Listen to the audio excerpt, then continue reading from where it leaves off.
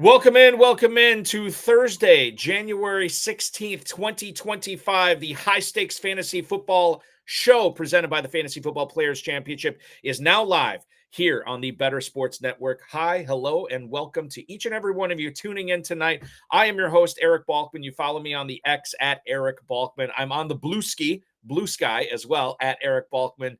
.bksy social. I can't remember. So the tags are way too long. Just Eric Balkman on there. You'll find me. So good to have aboard tonight, making his maiden voyage on the HSFF show co-host chair, is the guy that you want to be following on the X, the guy you want to be reading all his work over at Fantasy Points Data, the guy who just put together the definitive FFPC Playoff Challenge Guide last week. You follow him on the X at Chris Wecht, Chris Wecht FF. From Fantasy Points, it is Chris Wecht. Chris, Happy New Year, good evening, and thank you so much for hopping aboard tonight. Yeah, good to see you too, Eric. It's this is what the probably the best week of football of the whole year. The 8 best teams all trying to play their best to move on, and you get four games of it. It's a fun week. I was going to ask you about that. Is this your favorite week? I mean, when I was a kid, my dad used to tell me that this divisional playoff weekend was his favorite weekend of football, which kind of, it threw me off. I'm like, well, why this weekend? Why not the conference championships? Why not the Super Bowl? But as I've gotten older, this has turned into my favorite weekend as well, where essentially we have 4 of the best games of the year. Quite frankly, more than half the remaining games on the NFL schedule are going to be played this weekend because we only have 3 games after that. So I think there's a certain melancholy, bittersweet sadness that comes with it. I'm excited for this weekend, although 30,000 foot view, Chris, a lot of high spreads on these games. And I'm wondering if, we didn't see the greatest weekend of wild card football. I'm hoping we don't see 3 blowouts and then just 1 close game again. Is that how you're looking at it? Yeah, I don't think I think there could be one game that's not super close, but I think the rest all should be pretty close here. I don't, at least I'm not projecting. I do all the projections over at Fantasy Points now, and I'm not seeing any other than the Chiefs game. I'm not seeing any games that should be like crazy different. Maybe the Detroit game, but I kind of like Washington in that game.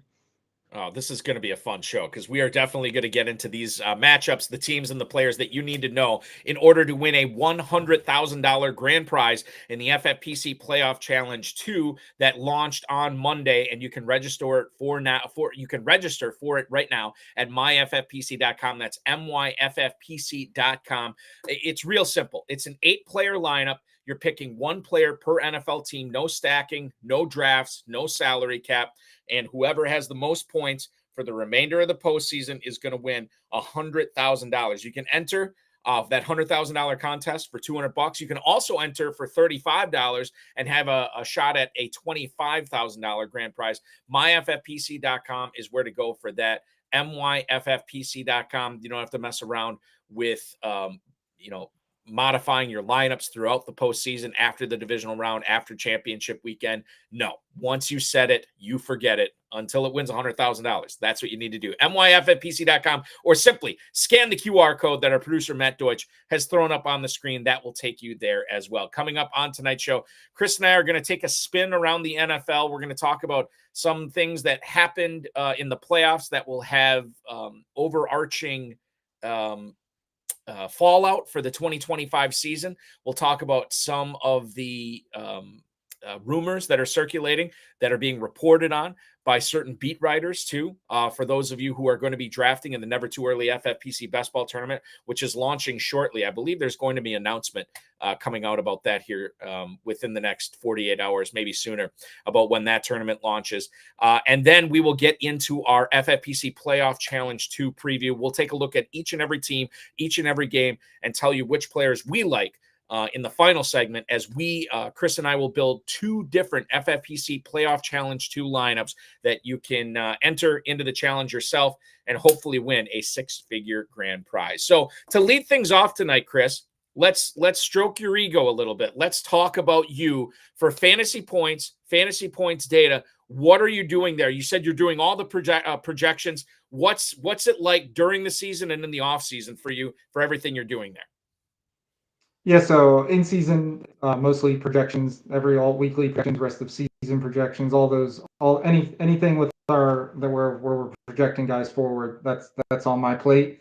So mostly what I'm doing, looking at 500 something skill players every single week, and spitting out stat lines for those guys. I'm also then, this is mostly more in the off season, but still in season a little bit. Fantasy points data is something that I was a huge part of in setting up over the past few years. Pretty much every data point on there is something that I had a hand in creating. I used to chart many of the data points before I was doing projections. That's how I got my start in here, was charting football, watching games, just recording data, watching every play from every game. I set up all that infrastructure and how that works. But yeah, that's everything I've been doing. We've been launching a lot of cool stuff. Our separation data is our newest thing that we added this year, which is super cool stuff. So every single route a receiver runs, we're assigning that player a grade on if he won the route, lost the route, and to what degree he won or lost. So it kind of helps you remove the quarterback play from the receiver play, and like really lets us judge how good receivers are, and kind of helps you get is Quentin Johnson really good, or did they just have him running 9 go routes over and over and over again? I think we got like mixed results this year, so it was probably a little bit of both, but definitely helps us identify guys that could be on the verge of having big games or big seasons after collecting this data. All right. You didn't bury the lead, but you're not focusing on the best part, or my favorite part of what Fantasy Points did this year. And I don't know if it was you or Scott Barrett. It sounds like it was you. You talk about the separation grade. It is the ASS score, which is what I love. I've been saying it all season. Average separation score. The ASS rating is something that Fantasy Points has brought to us this year, and I love it. Did you come up with this? Did Scott, was this a collaboration? And I noticed you didn't call it that. Let's get the branding going, Chris. This is the ASS score for these receivers. I love it. Yeah, I'm pretty sure Scott came up with the ASS actual name. It was a team effort in deciding, like how we wanted to actually display the number, and ultimately we've got our separation score, the ASS score. That's what you mentioned. It's just called separation score on the site, so just so no one's confused. Right. And then we have our win rate as well, which is like the percentage, removes the like how much did they win by or lose by, and just like a binary yes or no, did they win on their route. So you got like 2 metrics there, but pretty good.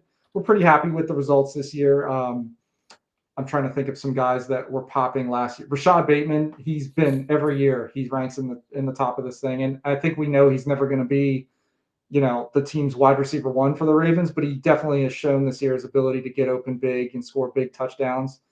He was a big hit for the separation stuff. I'm trying to think. Tank Dell was at the top of the list this year. Didn't have a great year. He was also at the top of the list last year. The elite guys are always up there. Mike Evans, Justin Jefferson, Keenan Allen was the Bears, for fantasy, he was the Bears' best wide receiver. Mm-hmm. He's just been a master route runner. That shouldn't really surprise anybody, and it carried over to a new team. Nico Collins, another guy last year that was in the top 10. Absolutely huge year from him. So yeah, really, we're really happy with it. And a lot of those guys I mentioned didn't have awesome QB play where they came from. So pretty happy with what the results look like. Was there anybody who maybe had a good fantasy season that was not high on that list that might present a potential red flag for 2025? That's a good question. Let me see here. And while you look, and I'll just say this too, like I'm with you. I think if you look at the top of this list, there are some surprising names towards the top, but by and large, it is the creme de la creme is usually at the top of this list. You will not find a whole lot, if any, of guys with really good fantasy seasons, or guys who are really, pedigreed receivers in the league towards the bottom of the ass, for lack of a better term. But is there anybody that, as you look at it, you're like, oh yeah, that guy thought he'd be rated high, or thought he'd have a higher rating on here, but it didn't happen this year? Yeah, so Debo is a guy that never really has like really popped in it. Like that's not his thing. He's the yards after catch guy and stuff. But you really see when a guy like him, like who doesn't pop in separation, when he loses that little extra juice, that like one twitchiness that he had to him, when he loses that a little bit as he gets older, like it falls off a cliff real quick. Like we were Hmm. just talking about Keenan Allen's the total opposite. Like he's older, but he's just been so good at separating his whole career that he can get older, he can decline with his speed and stuff, and it not be a huge deal. Let's see who else. I mean, Quentin Johnson didn't rank great again this year. That's not great for him Right. for next year. Um, Not too many guys that had like awesome seasons, but ranked really bad in ass. The Seattle guys didn't rank great outside of JSN, DK, and Lockett. Lockett is probably not that surprising, and we saw him take a step back this year. But DK Hi- being low is not great for him probably moving forward either. yeah, historically, has he been a guy that has never ranked very high? Or I mean, I guess since it's a new stat, I mean, maybe you have not gone back into previous seasons to look at it. I don't remember him as being a guy that ranked terribly, but I will say the Seahawks don't necessarily. He's not the type of guy that gets a lot of. So a guy is kind of limited to what the team kind of lets him do. If a guy is just asked to run 9 routes, go routes over and over again, which is a lot of what DK does, a lot of those Yeah. deep routes, posts, corners, go routes, it's harder to separate on those. But when you do separate, it's usually results in a bigger score. So that can limit guys if they're just not asked to do things like that. He he isn't always asked to do that, but that is something. Yeah, so he had a 0.1 separation score last year, which is a pretty good score for especially for the type of routes that he's running. Like I said, you really want these guys that are running like horizontally breaking routes, crossing routes. That's why like Amon Ra and I'm trying Ben Johnson, Kyle Shanahan, Mike McDaniels. They do Mhm. all these like crossing routes, moving horizontally on the field. That's really what lets guys get open and separate well because they're getting to make those hard cuts and then get corners or zone defenders off of them. To learn more about the Ask Score, fantasypoints.com is where to go and read all about it. Something that I've found not only interesting and fun, but very informative and helped me this season as well. And it's going to help me going forward as far as drafts go in 2025 and beyond. Let's go around the NFL here, Chris, and talk first off in Carolina. The Athletic had a report come out yesterday morning from Joe Person, who said that there's an anonymous Panther source stating that Bryce Young's footwork at the end of this season was, quote, light years of where it was at the start of the 2024 campaign. When he was benched at the end of September, the Panthers coaches had him working on footwork and dropbacks and trying to figure out how he can get himself in position to make good decisions and make good throws. He was doing these jump throws, which weren't working out. Andy Dalton kind of helped him out with this as well. The last 7 games of the season, only 6 quarterbacks had a higher completion rate over expected from weeks 11 to 18. 251 yards, 3 touchdowns against Atlanta in an upset when quite frankly the Falcons needed to have that game. He looks so much better than what he did in 2024 and the first part of the season. And I think we won't get to see him now until the start of the 2025 season. But Chris, where do you think he is going to rank for you among quarterbacks next year? Is being a top 15 option, drafting him in the top 15 quarterbacks next year, is that too aggressive? Or do you think it's going to be warranted based on how he ended this season? Sounds a little aggressive to me off the top of my head, trying to think through the other quarterbacks, but there's no doubt he did get better in the back half of the season. I mean, if I was a Panthers fan, like I think in the beginning of the season there was probably not a fan base that you thought had it worse with the Panthers. They draft this guy first overall and he just looks like it's a total bust. But by the end Mhm. of the year, there definitely is something to work with there. Like they're in a lot better position than the Saints or the Raiders and these the Jets. Like I would much rather be a Panthers fan with Bryce Young than I would be some of these other teams. So I mean, Dave Canales, we saw what he did with Baker Mayfield. He clearly got some development out of Bryce Young. I feel like they're going to give him another shot in this next year.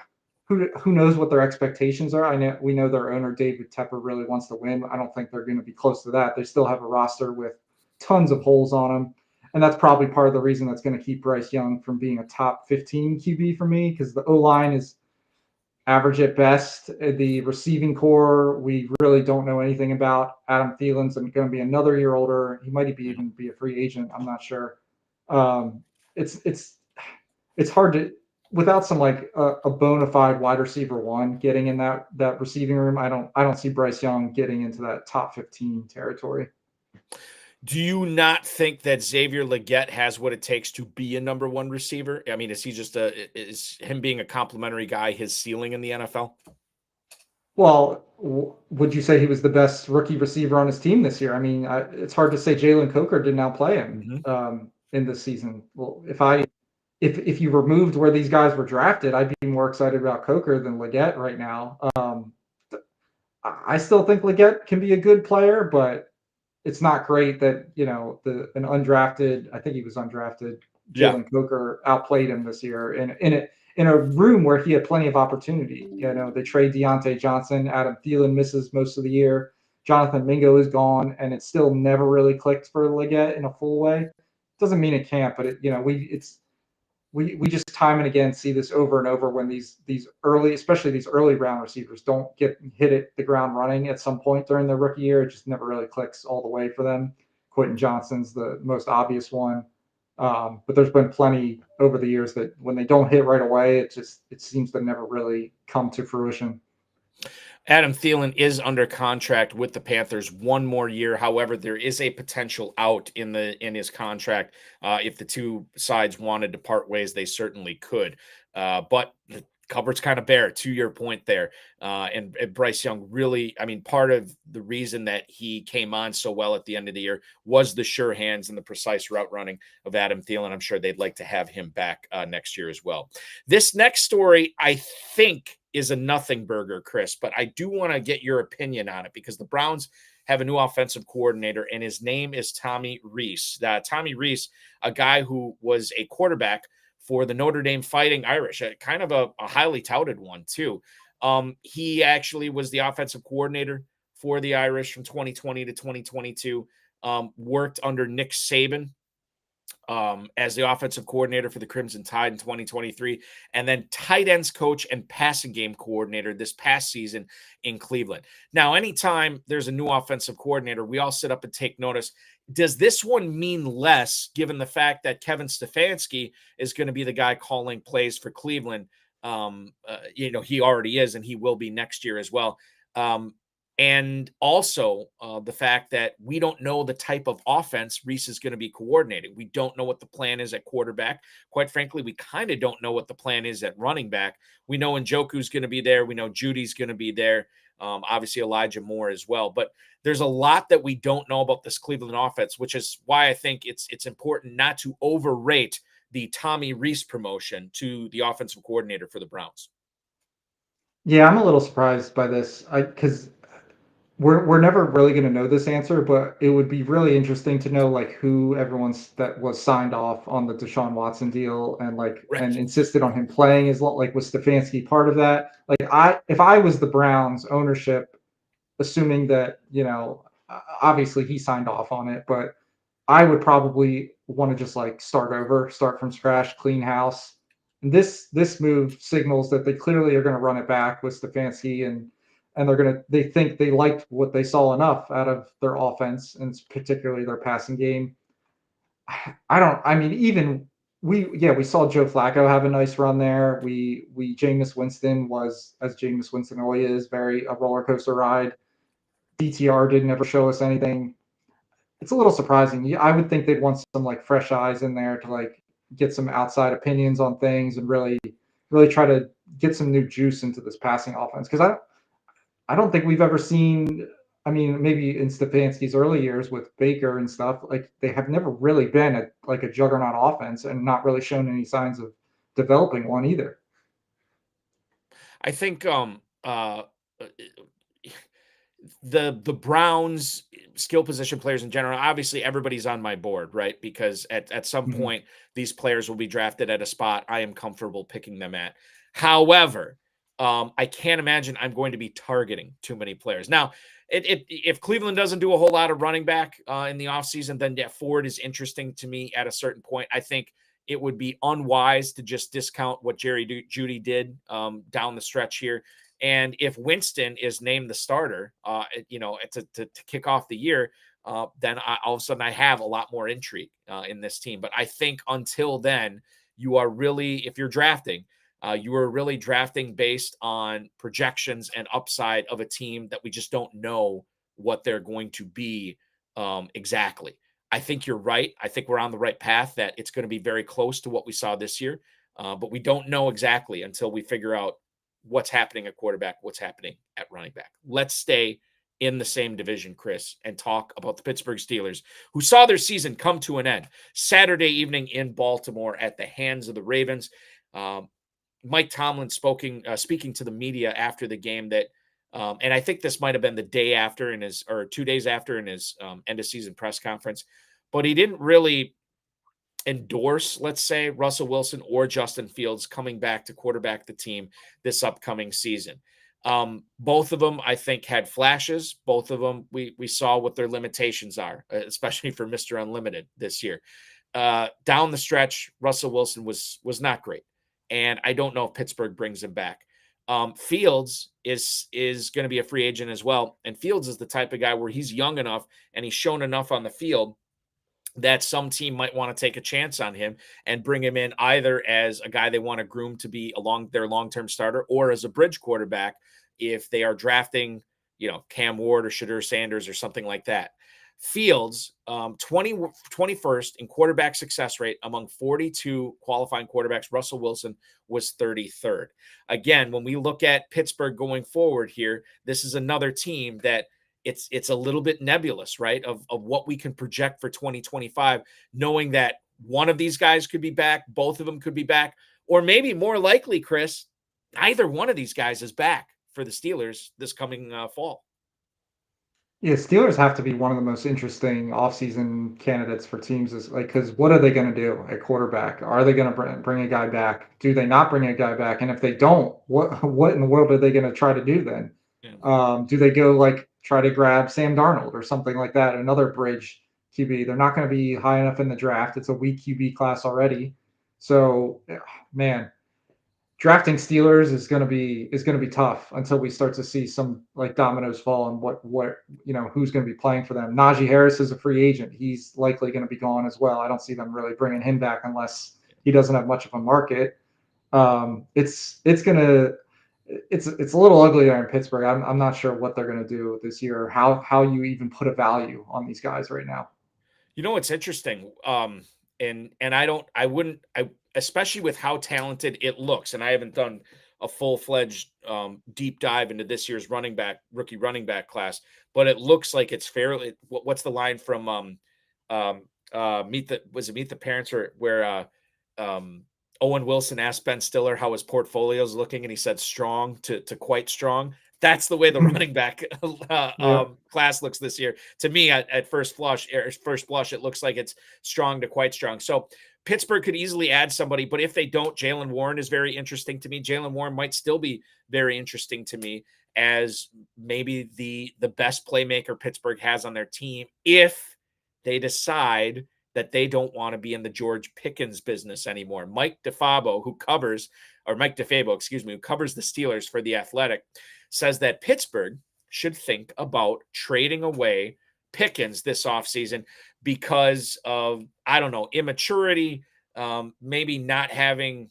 I don't want to say the mental toughness, but the fortitude to push through in games where he is not getting the ball, he is not seeing a lot of targets. Poor quarterback play definitely affecting his numbers. Mike Tomlin said after the Week 13 against the Bengals that Pickens needs to grow up.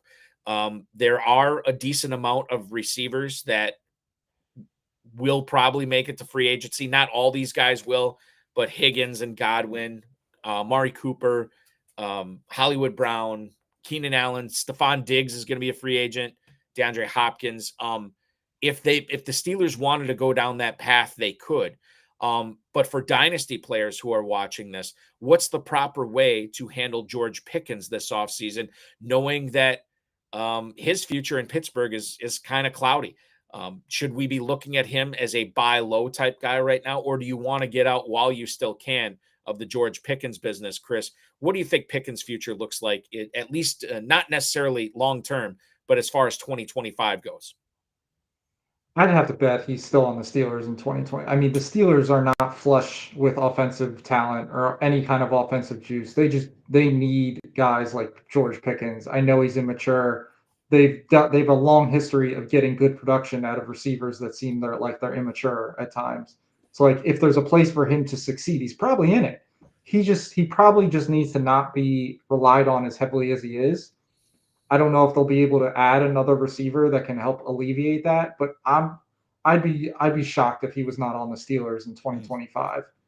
And that being said, like for dynasty purposes, it probably makes him. I'm kind of just in like the hold territory because I don't think you can sell him for a whole lot because people are unsure of the quarterback situation and whatnot. But I also don't think he's a bad player at all. I think we know he's a good player. He's shown it time and again, and he's also very young. You're going to have a hard time coming across a talented player like this at the age he is for what he would cost. But I'm probably not like going out of my way to add him either. If I could, if you can get him for cheap, then sure. But like, it's a tough spot. I'd probably just hold him if I had him, and probably not really seek him out either, unless like somebody's just dying to get rid of him. Which may or may not happen. I mean, I've seen, Right. I've been in dynasty leagues like this before, where some people, if you get the right guy who owns them, they may just want to part ways, and they're willing to take 70 cents on the dollar for him or 65 cents on the dollar. And that's when I think he is worth the risk at that point. Earlier this afternoon, Chris, the Vikings GM, Kwesi Adolfo-Mensah, spoke with the media in his season-ending press conference that most, if not all, GMs do around the league. And he was asked about Sam Darnold and what his future was with the Vikings after having 2 consecutive games, including a playoff bottoming out against the Los Angeles Rams in Arizona this past Monday night. That is not the way you wanted the season to end for Sam Darnold if you're Darnold or in his camp. Maybe this gives you clarity if you're the Vikings on how to handle Darnold going forward, knowing you have the number 10 overall pick in the draft, J.J. McCarthy, who looked all right. Granted, it was preseason, in preseason last year, and a guy who maybe is ready to take the reins next year. Certainly having playmakers like Justin Jefferson, Jordan Addison, T.J. Hawkinson, and a backfield that may or may not include Aaron Jones next year, that will ease in the transition. I want to focus on Darnold with this conversation because there is a school of thought out there that, or at least some people out there, and you might be able to lump me into this group of people, that believe Sam Darnold was able to have a magical season, not only from great coaching from Kevin O'Connell, but great playmakers on that team as well. Whereas if you were to take Sam Darnold and plunk him on the Raiders next year, or as what you just mentioned, the Steelers next year, I think his numbers take a step back. This is a guy who was in the MVP conversation halfway through the season, and now we have seen the old Darnold, what some people are calling the real Darnold, to end the season. What do you make of him? What's going to happen to him? What would you do if you were the Vikings? And how would you handle drafting him if you are drafting in January or February, knowing that Vikings could easily put the franchise tag on him? They could easily just let him go to free agency as well. Yeah, I think they have to move on from him. I mean, they kind of saw what their seasons could look like if you stick around with a guy like Darnold, even on the franchise tag. Like, this is your ceiling. You're probably not competing with the elite teams. The NFC isn't super strong, so maybe if you catch lightning in the bottle at the right time, then maybe you get lucky. But that's not the way you build your team. You build your team for sustained success. And JJ McCarthy is the way you get there. He's on a rookie QB deal. He's cheap. You don't make that pick and then go spend all this money to keep a guy like Sam Darnold around. Like you said, we know what he is. We don't need to see him dropped on another team. We've seen him on multiple teams for years, and it's never been that pretty. We saw him in San Francisco last year for a little bit, and it was fine. It wasn't as good. We saw Nick Mullins literally play better in that offense in San Francisco. Yeah. So he's probably leaving. He's probably some team is going to take a shot on him because the QB class is not the strongest. So he'll probably be starting somewhere, or at the very least, he'll be the favorite in a training camp battle. But I don't see the world where the Vikings don't hand it over to McCarthy and try to build this thing for a future run with a rookie QB. Speaking of rookie QBs, we saw some pretty good ones this year. Caleb Williams had his ups and downs. Jayden Daniels was awesome. Bo Nix was awesome. Drake May a little shaky to start off, but he looked really awesome at the end of the year. JJ McCarthy was drafted in the midst of these guys, and he is going to step in. If he is the starter, he's going to step into a team with a lot of talent and a pretty decent, albeit not perfect offensive line. What kind of season is McCarthy in for in 2025, assuming he is the starter and assuming all these weapons are going to be around him? I think it's a pretty big one. Brett Whitefield, our draft guy over at Fantasy Points, actually had McCarthy as his highest graded QB in this class. He was never a big Caleb guy. He liked Jayden Daniels. He liked certain things about Drake May.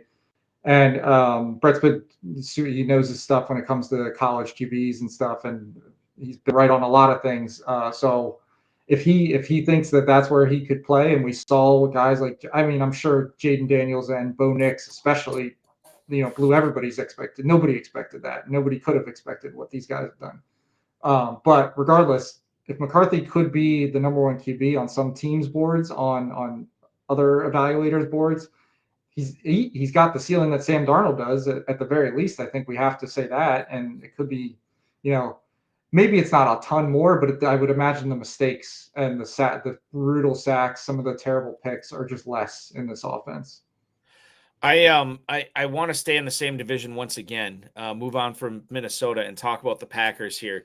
We found out Wes Hodkiewicz, who covers Green Bay for Packers.com, announced reported that Matt LaFleur said Jayden Reed is not going to need offseason surgery on the shoulder that he hurt in the wild card loss to the Philadelphia Eagles. Got hurt in the third quarter, never came back to the game.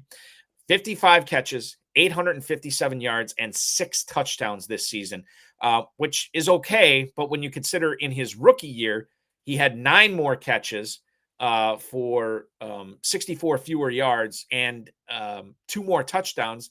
You were probably hoping, if you were a Jayden Reed owner, for him to build on that 2023 a little bit better than what he did. Wasn't all his fault. I think the Packers offense was definitely different this year than it was in 2023, given the addition of Josh Jacobs and how they really transformed into a power ground game. What makes Reed so interesting to me for next season is the fact, and I think this, I don't want to say it's becoming popular opinion. Chris, I'm in Northeast Wisconsin, not very far from Lambeau Field. And I think more and more people are becoming bearish about Christian Watson suiting up at all in 2025 because he tore his ACL here in early January. His father was on Twitter.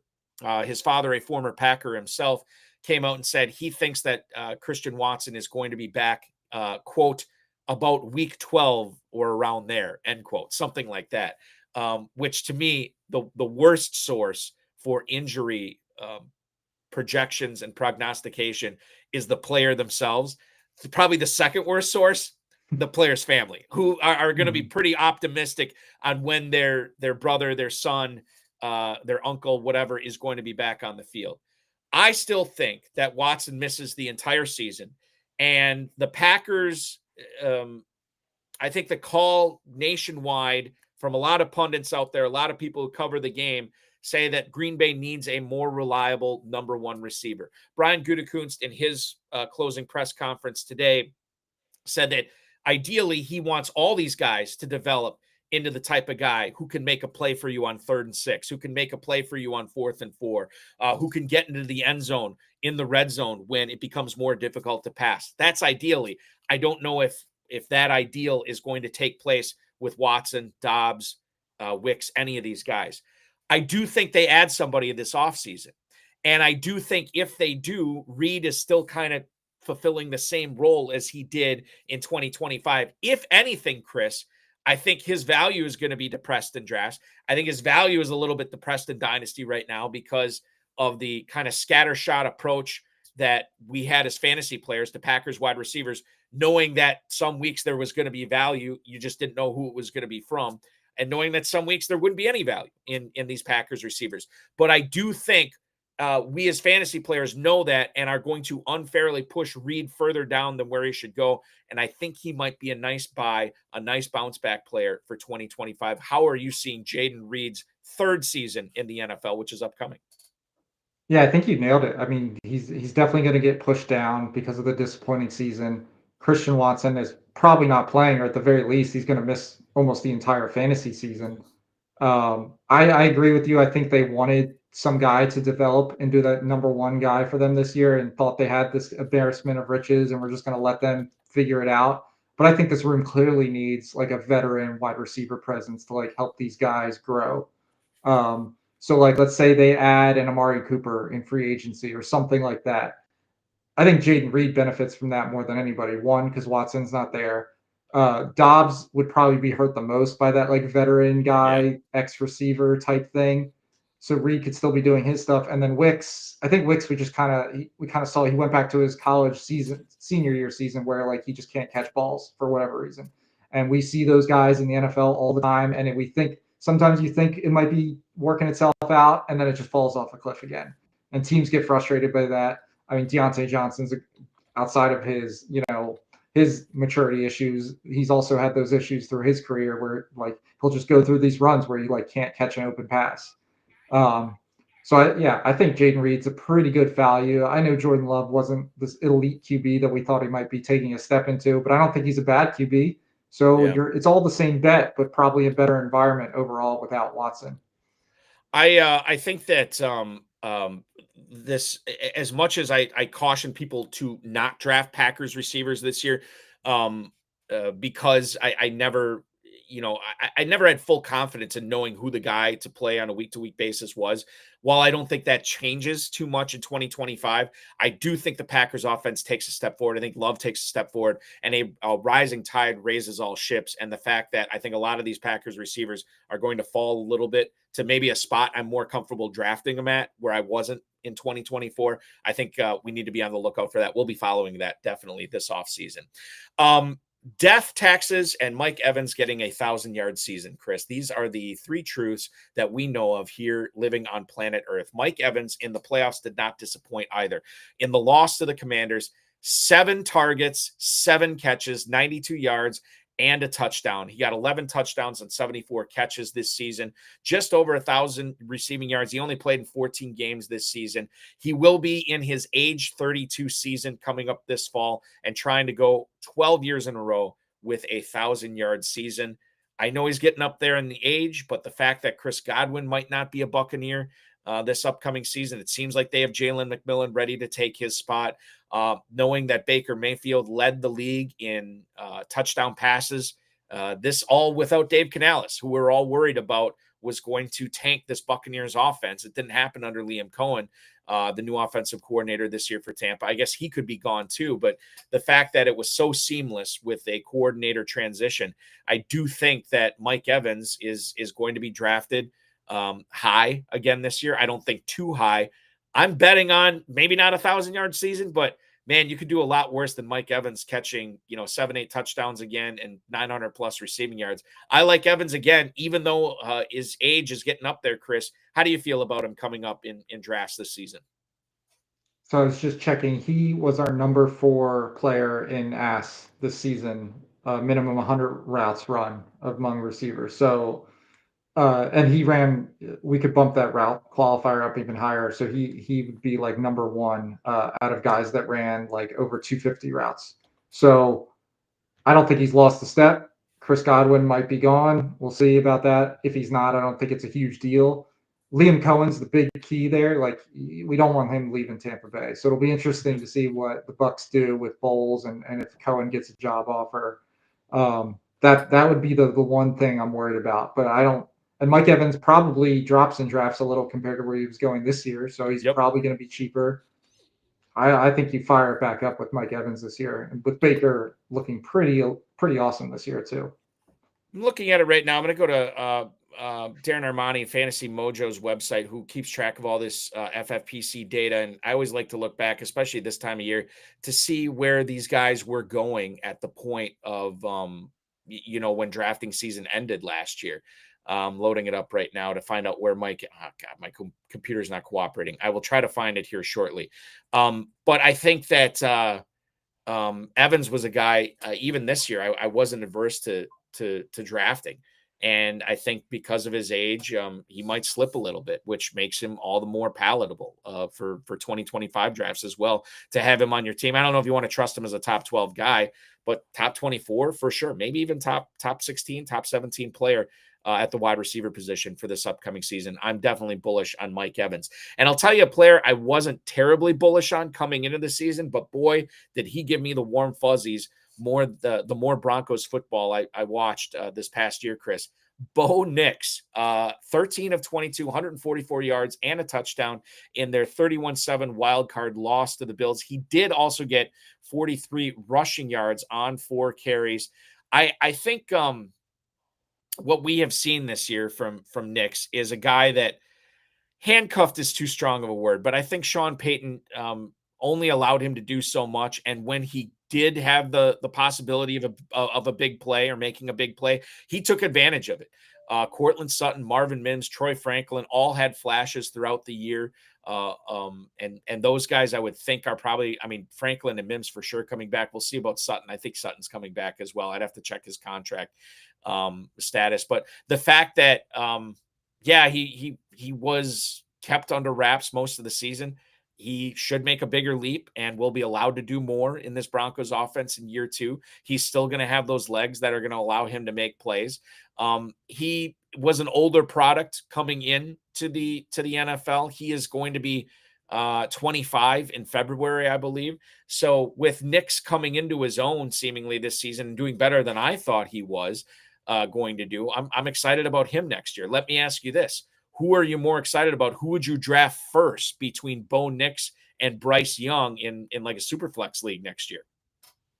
That's definitely Bo Nix. Receiving core, I think, makes that pretty easy. Just assuming Sutton is back, I think they figured out how to use Marvin Mims a little bit. Bo Nix was top 10 in over at Fantasy Points Data in catchable throw rate, accurate throw rate, adjusted net yards per attempt. Like all things you want your QB to be good at. I think you're right that Sean Payton didn't unleash him fully. Mm-hmm. So hopefully you kind of see that a little bit more. Maybe he's taking some more deep shots, stuff like that. They let him keep using his legs. That would be important for his fantasy value. That's not like the rushing side is not something you're getting with Bryce Young at all, really, because he doesn't even really scramble, let alone design runs. Bo Nix gives you that. I think Bo Nix is it'll be interesting to see where he goes in drafts, but he's probably kind of that sneaky, Konami code mobile QB that doesn't go as high as he probably could be going if we see a big season out of him. The biggest coaching news that we saw this week, Chris Wecht from Fantasy Points, was the Patriots hiring Mike Vrabel, former player for the Patriots, now is their new head coach. Formerly of the Tennessee Titans, where he went 54-45 in 6 years, got them to a number 1 seed 1 year as well. I think that there's a lot of pros, there's a lot of cons. I shouldn't say there's a lot of cons. There's some cons with this from a fantasy standpoint. We know that when he was the head coach in Tennessee, his teams did not throw a lot. A couple of reasons for that. They weren't exactly talent rich in the passing game. And they were very talent rich in the running game with Derrick Henry. Your thoughts on how how Mike Vrabel is going to affect Drake May's development in year 2? New England does have a lot of cash to spend. Do you like this hire for fantasy purposes for Drake May? Well, I don't know if you saw there was I don't know what show he was on, but he was talking about how teams that run the ball a certain number of times have like a 90% win percentage or something like that. So that's not great. He clearly hasn't learned from his time away from coaching that teams that run a lot are usually winning already, and that's why they're running the ball. The Patriots don't have a Derrick Henry. we'll see what happens in their running back room, but they don't have Derrick Henry. They have even less than the Titans had at receiver probably, which is not great. Drake May is going to have to do some pretty, I think, like otherworldly things to like really smash in fantasy next year. One, if they can unleash his rushing, that would be huge. But they got to get him some receiving help. The offensive line is a mess, and you add in the fact that we know Vrabel's going to want to run the ball the second he gets the opportunity to. It's not looking great right now, I think, for fantasy purposes for Drake May. Yeah, and obviously this could change. I correct me if I'm wrong. I don't think Vrabel's hired an offensive coordinator yet, has he? That's why I was trying to look. I don't see anything I, about I, who might be the yeah, offensive coordinator. I know he was talking about Josh McDaniels, being on the short list for offensive coordinator, but he also I shouldn't say the short list because I think he said it was kind of a long list that he had for potential offensive coordinator hiring. So we'll see what happens there, but definitely a situation to monitor. I'm with you.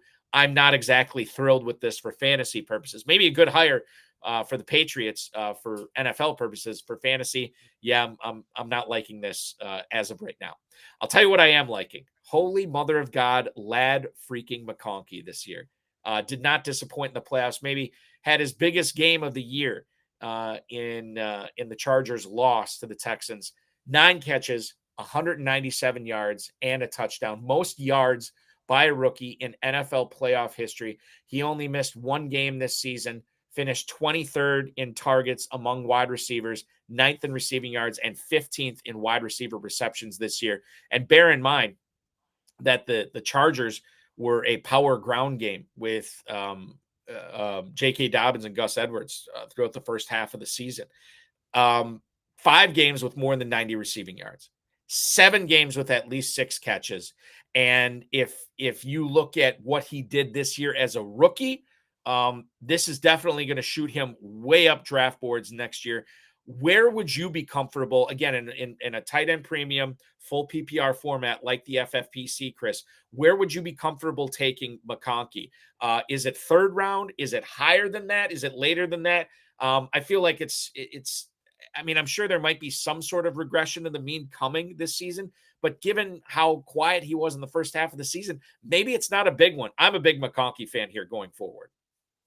Yeah, I think 3rd round seems pretty comfortable to me for him. I mean, we don't see rookie receivers have a game like that very often, and it wasn't like a one-off. Yeah, that big of a game was a one-off, but we've definitely seen him have big games throughout the season. We just don't it's a little surprising how little. I mean, I guess Malik Neighbors and Brian Thomas Jr. are kind of like overshadowing him a little bit, but he had a really strong rookie season for a receiver and in an offense where like he was the only guy. They had Quentin Johnson was fine at best and really tailed off at the end. Josh Palmer was fine and then got hurt. Didn't really have a legit tight end, and Will Disley, he's a fine tight end. It'll be interesting to see what they add to their receiving core. I don't think they're a team that goes at. I mean, maybe they draft one high, but I don't think they like spend a ton of money on a huge value guy in free agency or anything like that. So if it's similar, and we'll see what they do in the draft to what he had this year, he's going to get I think he's going to get a boatload of targets again. He's like Malik Neighbors, but has a much better QB. I think the biggest question I have, and maybe this is overrated, he's just got to stay on the field. And I see some of the Yeah. shots he took, and I know he's not the biggest guy in the world. Sometimes I think I overrate that kind of stuff, and maybe it's not a huge deal, but certainly as long as he's on the field, man, he can be a real game wrecker and a real problem for defenses around the league. That's what's going on in the NFL. I want to take a quick break. When we come back, let's talk about the FFPC Playoff Challenge too. Let's break down these games. Let's look at the players from each of these teams that will either make or break your chances at winning $100,000 in the FFPC yet this season. He is Chris Wecht from Fantasy Points Data. I'm Eric Balkman. This is the High Stakes Fantasy Football Show on the Better Sports Network. We roll on right after this.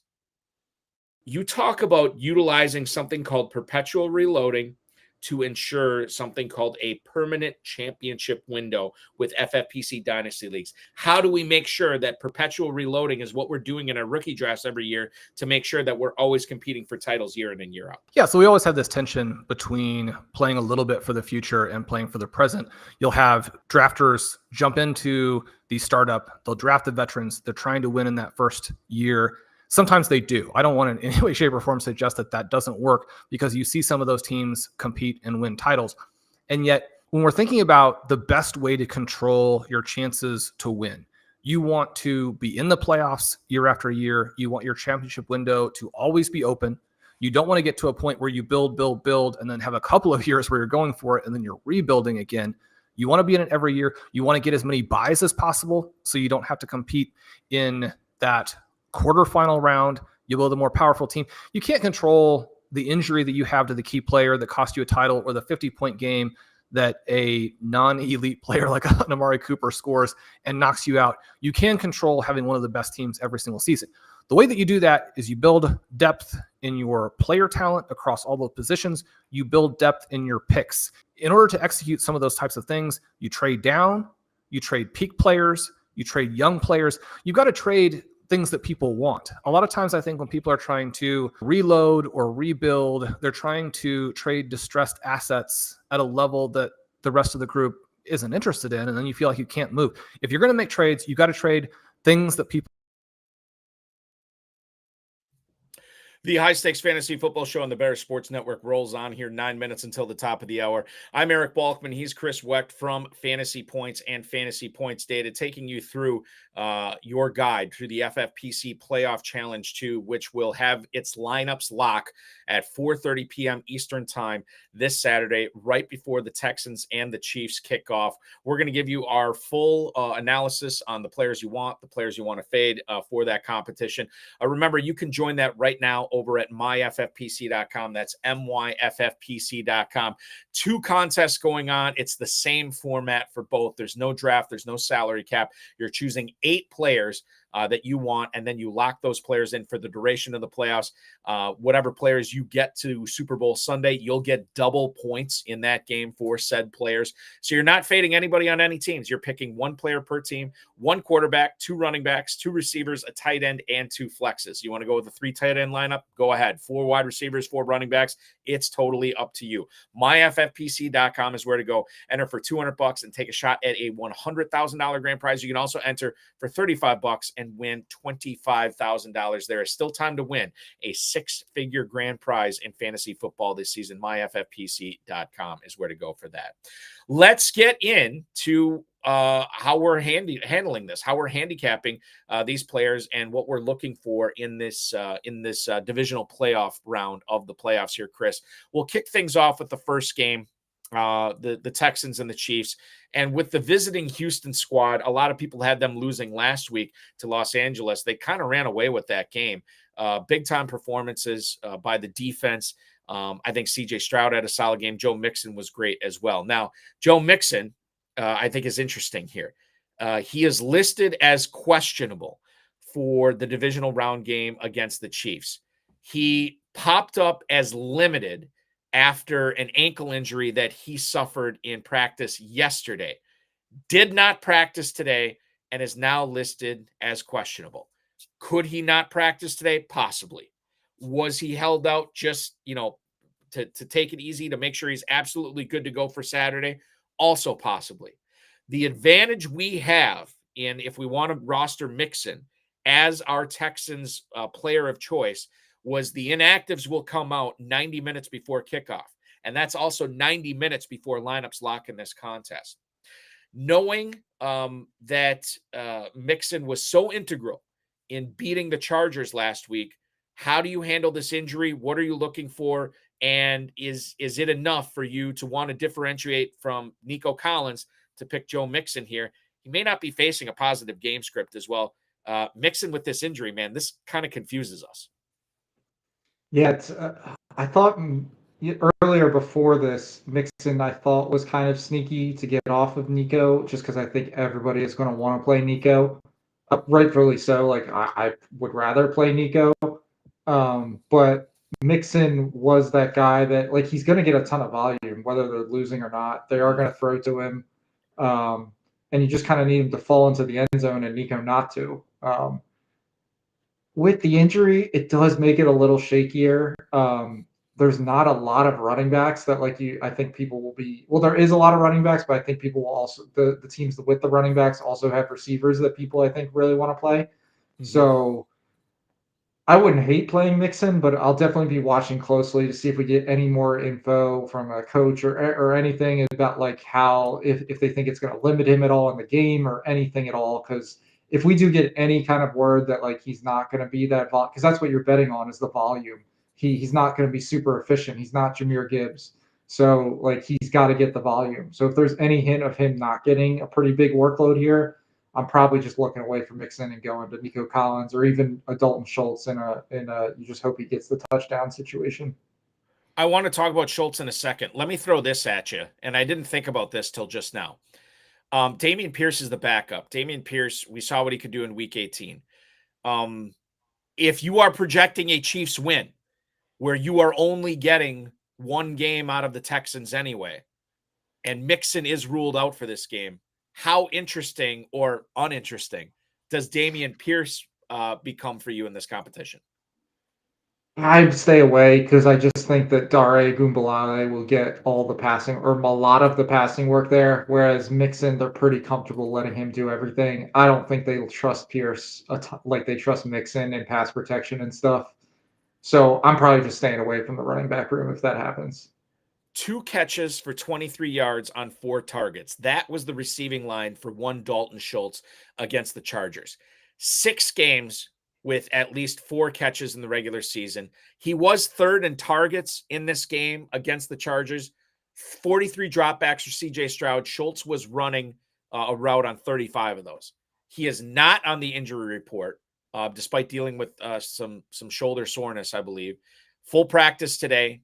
And if you do have to throw a lot, if you are Houston and you don't want to play Nico Collins, if you are playing in this competition because you want to be different, how sneaky is Dalton Schultz? I'll give you a bit of background on this. So I was talking with an FFPC player who, granted, admitted to me he does not have a whole lot of success in this competition, this playoff challenge too. And he emailed me after our conversation. And he said, the more I'm building lineups to this, the more I keep coming back to Dalton Schultz. And he doesn't like Schultz at all, but he kept coming back to him as a pivot play. If you don't want to have Nico Collins, who's going to have massive ownership in this, Schultz might be the guy. It feels kind of gross to put him in your lineup, but if it's one and done and Collins gets bottled up and Schultz gets a lot of underneath stuff, there is a non-zero chance, Chris, that Dalton Schultz might be the proper Texan to roster for this competition. Yeah, if you're the Chiefs, right? Like, they're game planning, they're looking at this and going, all right, like, how do we just slow down Nico Collins? Like, let's make anybody else beat us. And no, they probably can't totally slow down Nico Collins, but can they just limit him in some way? I think you're on I was kind of leaning the Mixon route, but the more I think about it, I think Schultz is probably the pivot play you want to do. They also won't have Cade Stover for this game, their backup tight end. Mm-hmm. We saw this earlier in the season, and, like, Irv Smith, their 3rd tight end, like, barely played at all. So, like, Schultz is going to be out there pretty much every route. We think they're going to be behind. Robert Woods is also questionable for this game. Just another target that might also be missing. They cut Deontay Johnson. I think Schultz is probably a pretty good sneaky play here, especially with the 1.5 point bonus on FFPC that you get. There's definitely a world here where Nico just doesn't have a huge game and Schultz gets a touchdown and maybe 4 catches, something like that. I'm looking at it right now, I'm trying to load it right now as far as what Collins' ownership was in the playoff challenge that ended up locking at the start of the wild card round. And I'm God bless it. I thought I was going to have it here. It was like 38%, something like that. 38%. Okay. So to me, for Nico Collins, that's kind of low, right? But I guess if Mixon was dinged up coming into that, then it would have been probably quite a bit higher. knowing that we are dealing with a Mixon injury, what do you think? What's your best guess at what the ownership is going to be like for Nico Collins coming into the playoff challenge too here, Chris? Well, the other thing was that people could fade the Texans, which I think a lot of people did It's a great for point. the Yeah. first one. So for this one, where you have to play everyone from every single game, I would bet that we see. I think the floor for Nico Collins is like 65, 70%, and it's probably closer to that 70 to 75% really, because I just, especially with the Mixon thing, I don't think Schultz gets higher than like 15, 20%. So yeah, Nico's going to be pretty popular here. Probably one of the most popular guys in the whole tournament for this round. The God, I wish I could find this, and I apologize to everybody. I thought I was going to have it, but it may not make a difference because the Texans could be one and done. And a team that I think a lot of people are discounting because we're so excited for this Ravens-Bills game is the Kansas City Chiefs. Let's talk about the ground game first. Pacheco, I think, would have been interesting given how the Chiefs want to win games, and that's with defense and running the football, similar to kind of how they won last year. We saw a big time emphasis on the ground game because that defense is so good. The defense is good again this year too. But Kareem Hunt, who got signed mid-season when Pacheco went down, it's kind of been those two guys sharing the load in the backfield. And then I think that they kind of cannibalize each other here a little bit. And it's really difficult for me to say, oh yeah, I want Pacheco. Oh yeah, I want Kareem Hunt as a pivot play. I think the ownership for these guys is going to be low and deservedly so. I can't really make a good case here, Chris, for wanting to roster either one of these running backs. Can you make a good case for it? No, I don't think so. And I found the ownership for the tournament, and both these guys were sub 1%. So, I don't think these guys get much love in this round either. I think Kelsey will be super popular. Then people will probably dabble in the receiver. So the running backs, I don't think you can risk a roster spot on a split backfield for an offense that it's not the Lions rushing game. It's not like a super high powered one. So I think people probably just stay away from this one, and I probably would too. So if that's the case, and I happen to agree with you, and obviously 99+% of FFPC players are going to agree with us. The receivers here, Xavier Worthy got 16% ownership in the playoff challenge that locked last week. Hollywood Brown 1.35, DeAndre Hopkins 0.38. Yuck. So when you look at those two guys as potential pivot plays, is there anything there? I mean, I keep trying to make an argument against Kelsey and against Mahomes, but if you're going to do that, you got to tell yourself a story with one of these receivers. And the story, I think, for Hopkins and Brown, a little too fantastical for me. Similar to how I can't advocate for the running backs, difficult for me to advocate for either Hopkins or Marquise Brown here too. Yeah, Hopkins is the one that I'm just totally out on. He just doesn't look like he has it anymore. Worthy is definitely the guy I can make a case for because we've seen time and again rookie receivers in this Andy Reid offense take time. Rashee Rice did it last year. They did it back all the way when Andy Reid was coaching the Eagles with Jeremy Maclin and Deshaun Jackson. Like it's just been, they never get it right away. And Worthy really came on down the stretch this past year. Mm-hmm. So I think there's a chance that he's the guy you need in this playoff challenge, especially in like maybe an upset happens and it's just one game that you're fading Kelsey, or maybe Kelsey he doesn't turn it on in the playoffs this year. Like we didn't think it was going to happen last year and it did, but maybe this year it just doesn't. And those whispers get louder as we get deeper into Travis Kelce's career. If you are dead set on fading Kelsey, and you don't like Worthy, it comes down to Patrick Mahomes for me. 80%, 75% of this competition probably will have either Lamar Jackson or Josh Allen at quarterback. Patrick Mahomes is a multi-Super Bowl winning quarterback, a former league MVP, a guy who all he does is win in the playoffs.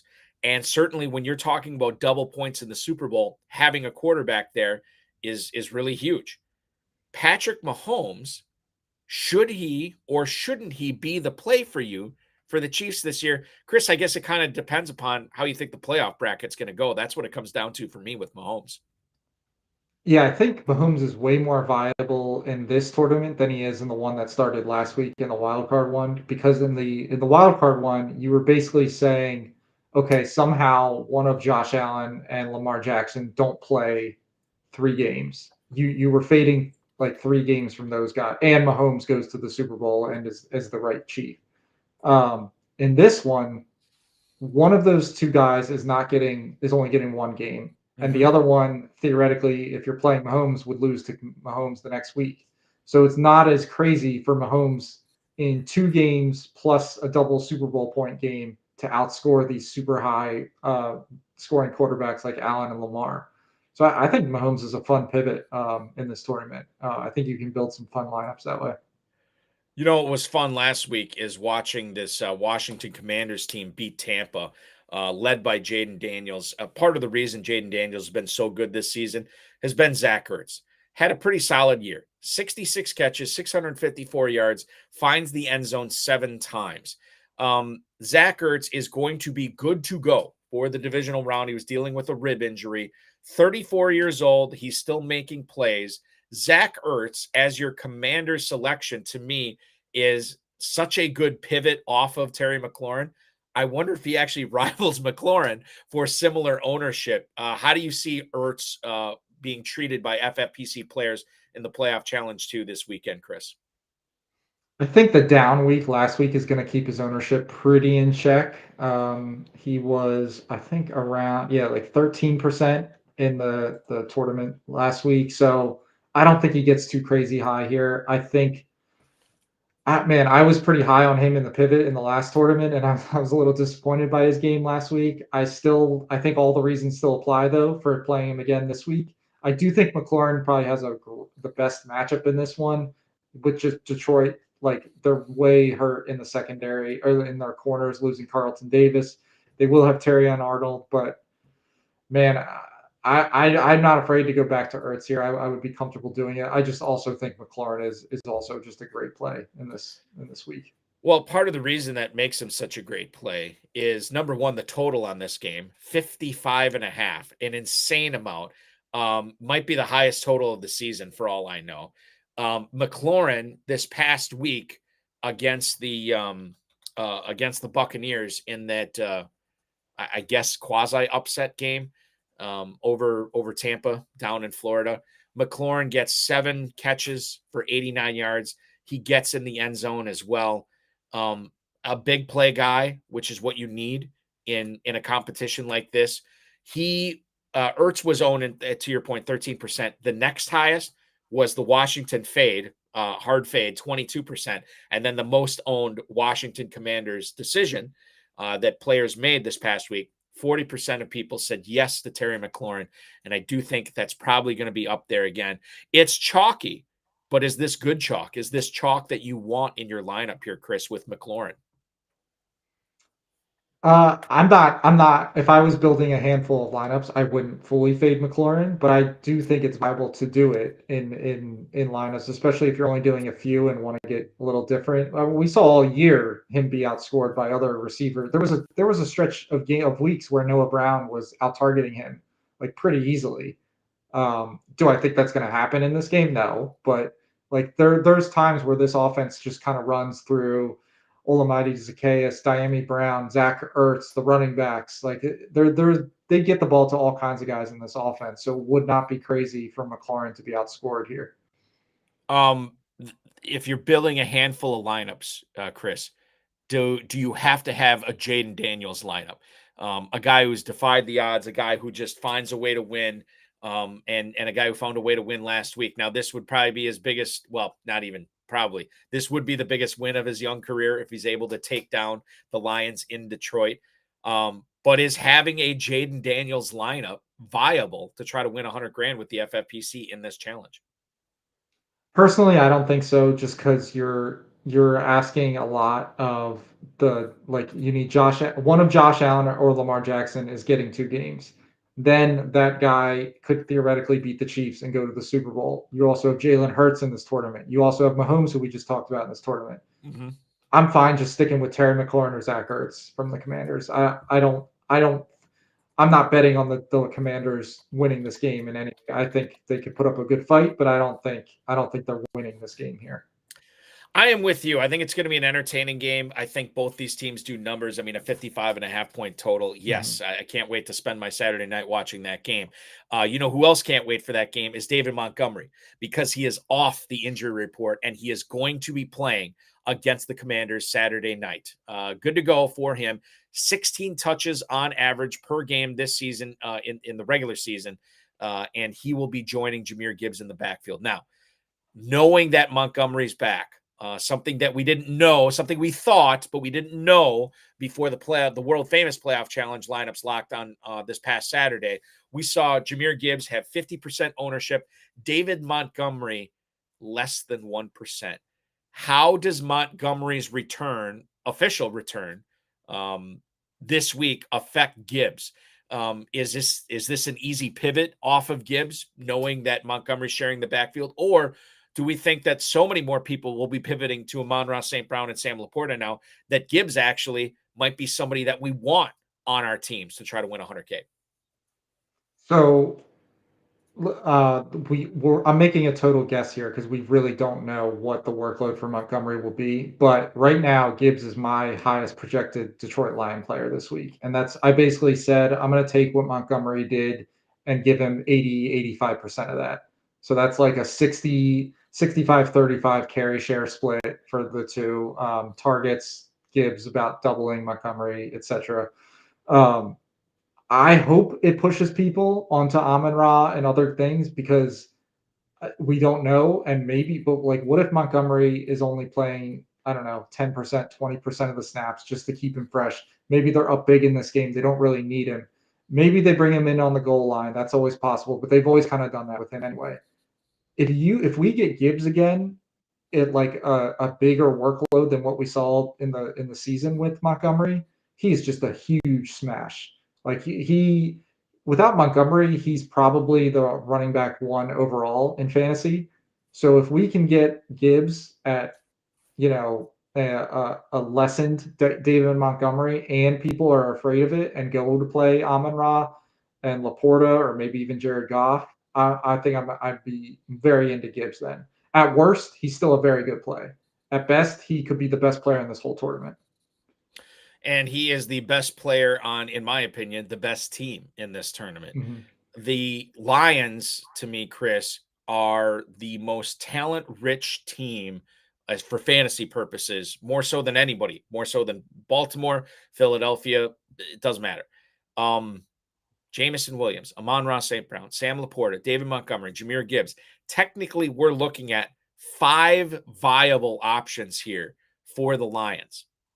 What about if you say, forget all those guys, I'm going to go with the quarterback? What about Jared Goff? What if he's the answer at quarterback? What if Detroit gets to the Super Bowl and everybody else has St. Brown and they have Gibbs, but you're sitting there with Jared Goff, a guy who had ownership of just 4% in the playoff challenge? I would imagine it's going to be fairly low again. And I would imagine that if you're filling out some lineups, having the starting quarterback on the favorite to win the Super Bowl, not a bad thing.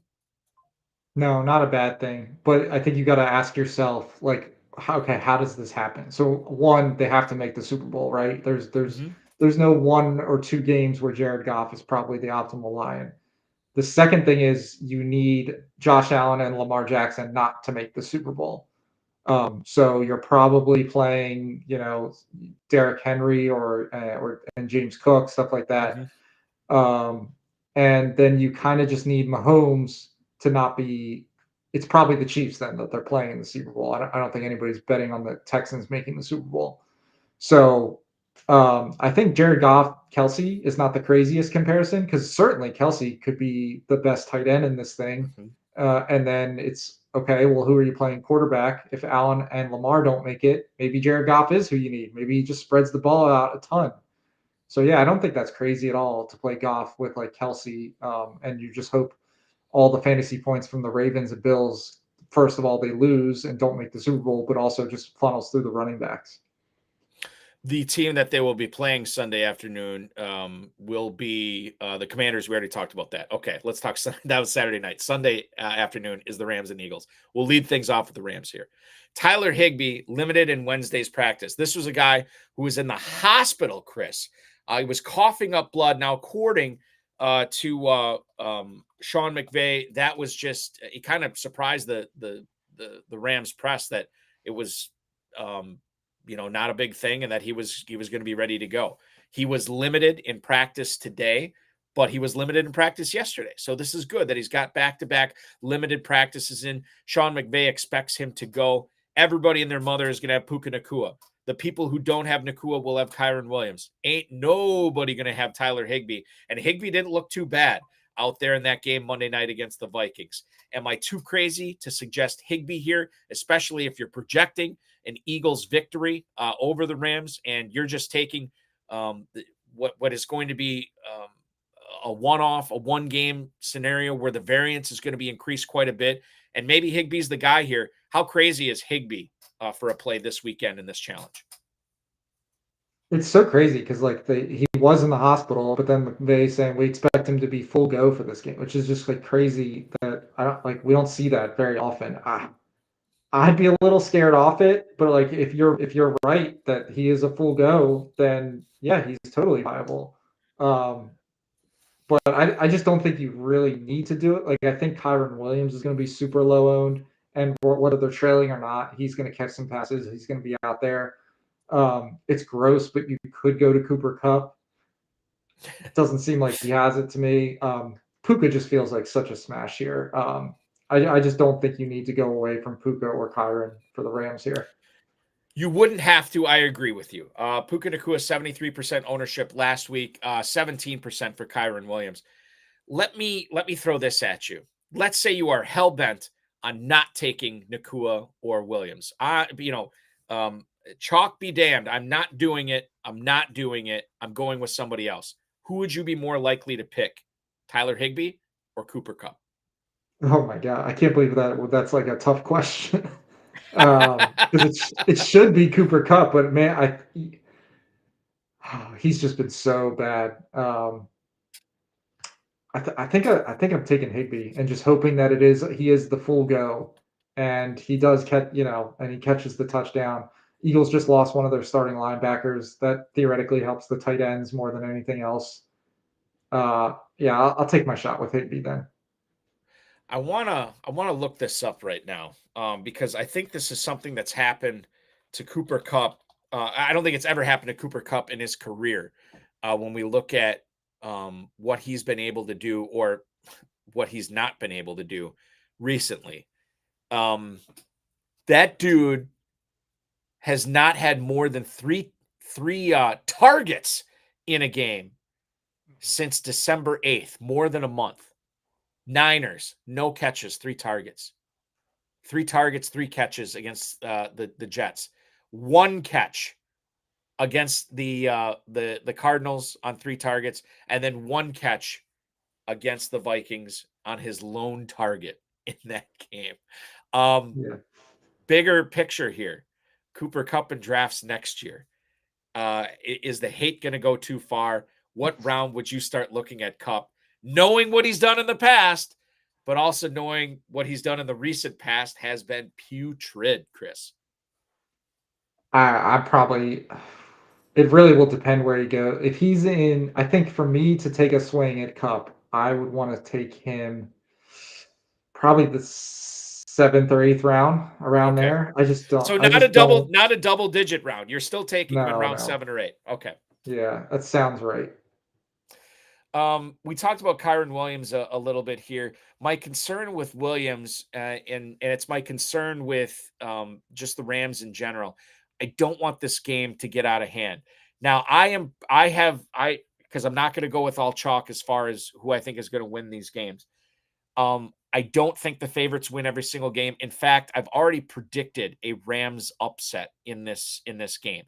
If you are building your team, projecting the Rams to defeat the Eagles, would Kyren Williams make actually more sense than Puka Nacua, given the game script and given how you think the Rams would beat the Eagles? Wouldn't Kyren Williams make more sense here? Yeah, absolutely. I think you definitely go with Kyron. I think Puka still works in a victory just because he gets so much volume. But I think Kyron, especially now with Blake Corum like out, like he's just back to getting all the work for the Rams. And I think anytime you get that from any running back, that's something that is totally viable in this tournament. AJ Brown put his book down long enough to practice today, which was a good sign. He's been dealing with a knee issue. They've been resting him a little bit. Last week before the Packers game, limited, no practice, full practice as the week went on. He got no practice in yesterday, limited practice today. 3 targets, 1 catch for 10 yards. And AJ Brown is a guy that is super talented, has put up big numbers in the past. Philly is winning games on the legs of Saquon Barkley rather than the arm of Jalen Hurts and the hands of AJ Brown. Does that mean that Brown is a smart fade, even though the Eagles might go to the Super Bowl this year? I like taking shots on both Eagles receivers, AJ Brown or Devontae Smith. They're regardless of what happens in this game, they're gonna most likely have to play the Detroit Lions in 2 weeks or next week if they win, and they're gonna have to throw the ball. They're not gonna be able to win every game by running the ball. And then in the Super Bowl, if they got that far, whether it's the Ravens, Bills, Chiefs, they're probably gonna have to throw the ball in that game too. Mm-hmm. I think the Eagles just, they do what it takes to win. And like last week versus the Packers, Jordan Love was just making mistake after mistake. They said, let's just run the ball and win this game. And that's all they had to do. I think a similar thing could happen in this Rams game. But after this week, I think they're going to have to open up their passing game a little bit. And we know both AJ Brown and Devontae Smith have huge ceilings and could have big games at any time. If you were doing one lineup, Chris, and you made the decision that you are fading Barkley, which receiver are you putting on this team, AJ Brown or Devonta Smith? I'm probably doing Devontae Smith, and it's not because I'm afraid of the AJ Brown injury, but it's because I think that everyone else is like totally ignoring it, and that I think Devontae Smith was pretty low owned. He was there. Let me look. Yeah, I'm looking at less than 4%. Yeah. Yeah, 4%. So like I don't think the injury is a problem, but I would bet that there's a percentage chance that it is a problem for AJ Brown. And if everyone else is going to ignore that percentage chance, just give me the guy that's going to be super low owned and I think is just as talented. Dallas Goedert had a great play for a touchdown in that game. Where he stiff-armed Carrington Valentine into oblivion. And people have been making a big deal. Oh, he just was a man-child on that play. Well, he outweighs Carrington Valentine by 70 pounds. Like, if he does not do that, we have a problem with Goddard. So, but it was a great play, and he got in the end zone. And this is a guy that has been, hit or miss most of the season. He's been dealing with injuries this season as well. An illness knocked him out of practice today. I don't think that is going to carry over to Sunday. What do you make of a leverage play of Dallas Goedert here with no Barkley, no Eagles receivers, no Hurts? What do you make of Goedert in this competition, knowing it's tight end premium? Yeah, I think he makes sense in like an Eagles loss or something. I would be a little afraid of having him in an Eagles lineup that gets an Eagles player for multiple games. We've definitely seen in the past, like he can get pretty involved in the Eagles offense. It hasn't really been so much this year just because he's been banged up so much, but he's definitely healthy now. But still, I'd rather, if I'm playing an Eagles win, I'm probably not playing him, but I think he's totally viable in an Eagles loss. I want to talk about the quarterback for Philadelphia here before we move on to the final game, the big game on Sunday night between Baltimore and Buffalo. I thought the Packers defense did a pretty good job against Jalen Hurts in that game Sunday afternoon. Now, you could make the case that Hurts didn't have to do a lot because he wasn't asked to do a lot. Coming off, basically 3 weeks without playing meaningful NFL football in a game, maybe that's the proper way to handle him. He gets 6 carries for 36 yards. Okay, you'll take that. 13 of 21, just for 131 yards. He did get 2 touchdowns as well. Knowing he was coming off the concussion, knowing that there's a non-zero chance, and I quite frankly a better than a non-zero chance that Philadelphia makes it to the Super Bowl. Would you trust Jalen Hurts? I know people that don't trust Jalen Hurts in general when he's healthy, and he is healthy right now, but coming off the concussion. What's your feeling on Jalen Hurts in this competition as your quarterback? And even if you don't pick him as your quarterback, he's the guy throwing to all these other players. What's your trust level with Hurts? I still have enough trust in him to play him. I think he's a similar play to Jared Goff. Like they just spread the ball around enough. He gets those tush push touchdowns that we've seen all year. He's probably got a higher ceiling than Goff because of that. So yeah, I'm totally fine playing him. And I think they were definitely trying to knock off some rust for him. We've seen them open up their passing game at times this season. It's definitely looked like it's gone away at other times this season. It would be interesting if we could ever find out like what the messaging from the coaches is to him, because it seems like they're like, just don't lose the game for us. Like don't make mistakes. And he's been really good at doing that. So it's like, is it because the coaches are telling him to do these things, or is it him that's doing these things? Obviously, we would all love him to play like Josh Allen and Lamar Jackson. I don't think we're going to get anything like that. But I think we've seen enough. If you go farther back in his career, like we know he has it in him to open it up and pass the ball well. He throws a beautiful deep ball, and he's got A.J. Brown and Devontae Smith, who are both very good at catching deep balls.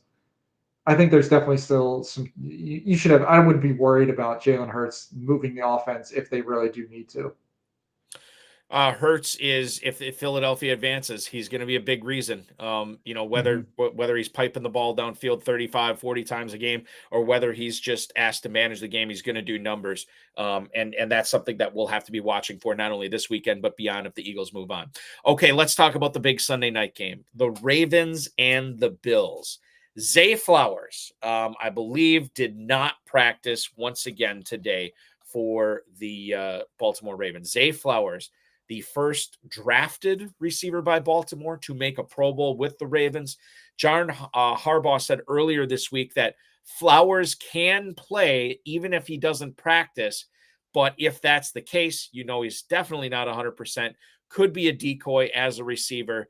We said last week that Flowers was pretty much unplayable, especially when it came out that he was going to be out on Friday. He was already ruled out that day. This is another game another week where their game is the final game of the weekend. And by the time the lineup's locked for this Saturday afternoon, you're still not going to know the official status of Zay Flowers unless he's already been ruled out, in which case you're not playing him anyway. Are we just avoiding Zay Flowers in this contest? Can we wash our hands of it? Or is there something to be said for, hey, maybe this guy does play in limited capacity against Buffalo in a high-scoring game, and then they move on to the AFC Championship, again, potentially another high-scoring game, and then he gets double points in the Super Bowl. For a player that is probably not going to be high-owned on a lot of teams, what's your a way to approach Zay Flowers for this competition, Chris? Yeah, I don't think you can play Flowers. There was a report that made it sound like he was a long shot to play this week, and with so few games, like you can't afford a zero at any position. And we're not talking. This isn't Jamar Chase or Justin Jefferson or Puka Nacua. Like Flowers is not a guy that like when he's in there, he's going to have a big game. So I think you just wash your hands and move on from Flowers. There's other Ravens options you can use here. And one of those options is the guy who rumbled for 186 yards this past week in the game against the Steelers in Baltimore. 2 touchdowns. It was King Henry. Derrick Henry was owned in the world-famous FFPC Playoff Challenge on 55% of teams. 55% is where he came in. Now, that was the second highest for running backs next to Saquon Barkley, who was the most owned running back in this competition. Henry, again, if you're, I guess it comes down to this. It's real simple. If you foresee a deep Baltimore run, Henry is a great choice along with Lamar Jackson. If you see the Ravens going out right away, maybe you want to pivot to Mark Andrews or Rashad Bateman if you really want to get cute here. But I think that's what it comes down to. If you're deciding whether or not to put Henry in, it just comes down to how deep you think the Ravens go in the playoffs, right, Chris? Yeah, it's you when you're filling out your thing, make your bracket, and who are you picking to win? Bills, Ravens. If you're picking the Ravens to win, go with Henry or Lamar. If you're picking the Bills, play anyone but Henry or Lamar. Play Andrews, play Bateman, whatever. I think that's the decision you have to make. If you are fading one of these players, or excuse me, fading both those players, Henry and Jackson, if that's the case, who makes the better play? Is it Rashad Bateman, who would ostensibly be the number one wide receiver for Baltimore? Or is it Mark Andrews, a guy who's been catching a lot of touchdowns and would be getting his points tabulated in tight end premium scoring here? Bateman or Andrews as the leverage play for Baltimore for you, Chris? For me, it would be Andrews. I mean, last week we only saw Bateman with a 10% target share.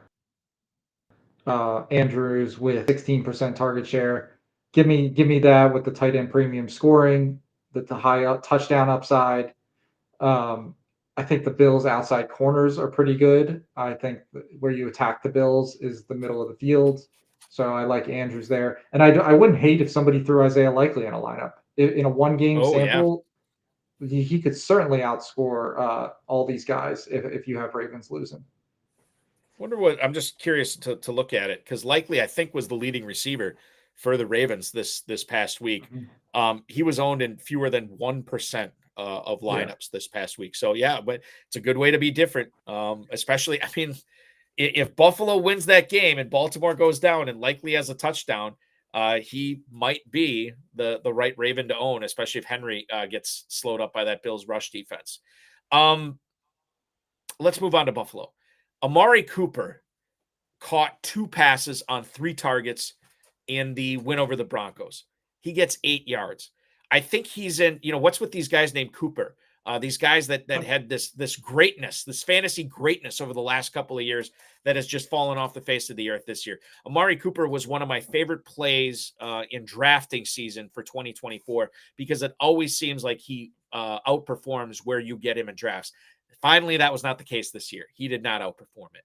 He is on Buffalo. He is not catching a lot of passes for the Bills, and he is a guy that I think when he got traded to Buffalo, people thought that, okay, maybe this is going to be the Diggs now in this offense that they needed. Khalil Shakir has kind of been a poor man's version of Stephon Diggs, and I don't know what Cooper's been. Keon Coleman's still getting some looks. Obviously, the tight ends of Kincaid and Knox are taking away looks from Cooper. Similar to Cooper Kupp, is Amari Cooper a must fade in this competition as well? Yeah, I've been out on Amari Cooper for a little while now since he got to the Bills. I mean, he ran less routes than Matt Collins last week, less than Keon Coleman, less than Curtis Samuel. Yeah, no receiver ran less routes than him last week. It's just I don't know. I don't know if he doesn't have it anymore, or if they just really like rotating these guys, and he just happens to be on the end of that thing. I'm out on Amari, and I think it's hard to pick any of these receivers really. The tight ends, Dalton Kincaid. We know he has it in him. We've seen him do it. Just haven't really seen him do it in 2024. What are the chances that he goes on a heater where him and Allen are hooking up and he's getting like, a 5, 6, 7 catch game, 60, 70 yards, maybe getting into the end zone here. He's going to have the opportunity if the Bills get to the Super Bowl for 3 games. If you're fading Josh Allen, is Dalton Kincaid the best pass catcher if you don't want to go James Cook? I would probably it's him or Shakir, and it's probably close, but it's not pretty for Kincaid. I definitely don't think you want the Bills going to the Super Bowl if you're using either of those guys. I don't see a world where they're the optimal Bills player and over James Cook or Josh Allen in multiple games. Maybe you can, if the Bills lose, you can catch, Kincaid does catch the touchdown. He gets the tight end premium scoring, but he's barely running 50% of the routes too. They are just really rotating their entire receiving weaponry right now, and it's just really hard to like nail down one guy. I think that I don't know. I should look at this before I say anything. Josh Allen, in the world famous playoff challenge last week, his ownership was sitting at 49%, the most owned quarterback. And I think it just makes perfect sense that he would be, given there's not great pivots on that. But I do think, and you know what's wild about this, and I'm going to ask you for your game predictions in the next segment. Buffalo's the 2 seed and they're at home and they're an underdog, which really surprised me. And I guess if that's the case and Baltimore wins, then Josh Allen should be a fade in this competition. You want Cook, you want Shakir. Something that I think, as we look at how the ownership percentages shake out after lineups lock, I think that's going to be one of the first things I look at, is to see how people handle the Bills in this contest. If Josh Allen is going to be on the winning roster here for this 100K, he's got to make it to the Super Bowl, right? There's no way he's on the winning roster if the Bills don't get there. I don't know.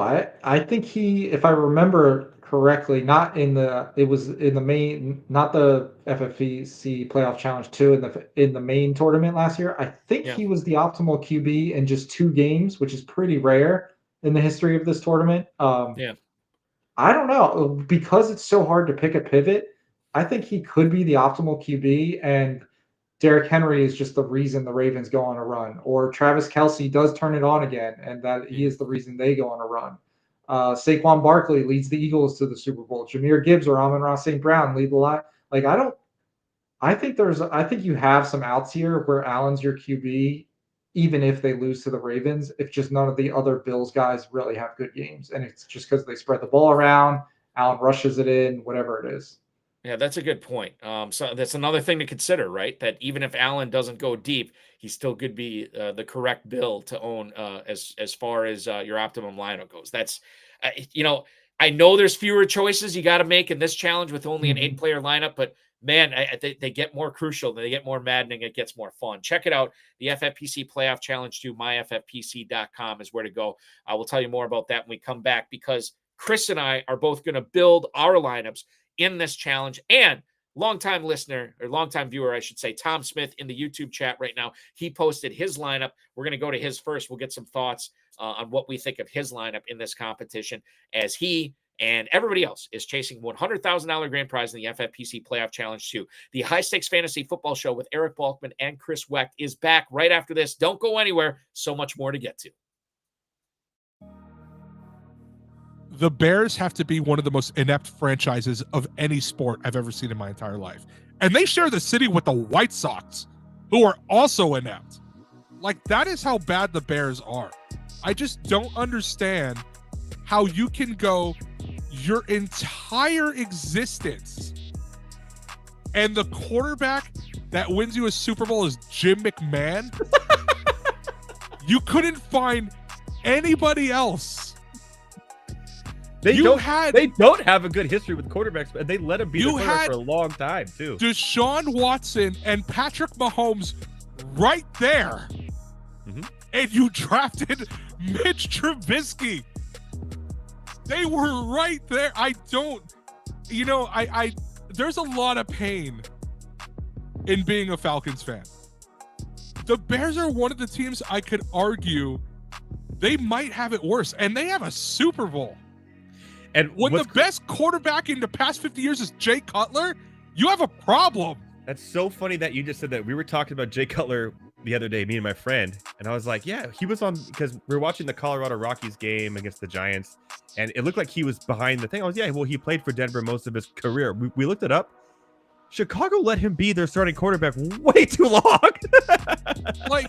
Here's the thing, too, is that Jay Cutler wasn't bad. Like, he was erratic. He wasn't terrible, though. The poor man's Brett Favre. I'm taking him over Justin Fields. I'm sorry. I would. But Jay Cutler led that team to an NFC title game. Yeah. That they lost to Green Bay. But he's gotten farther than anybody else. You want to know who the other starting quarterback was for the Bears in the other Super Bowl appearance they made? It was Rex Grossman. What are we doing out here? It was Rex Grossman, and Kyle Orton was the backup. How are you that bad? Bro, oh my God. Listen to the top 5. According to Football Reference, the top 5 greatest Bears quarterbacks of all time. Jay Cutler, number 1. I can't believe it. Sid Luckman, who last played in 1950, is number 2. Jim Harbaugh is number 3. Jim McMahon, the Super Bowl winner, is number 4, and he played there for 6 years. And Mitch Trubisky, no way, is number 5 on the list as terms of passing yards go.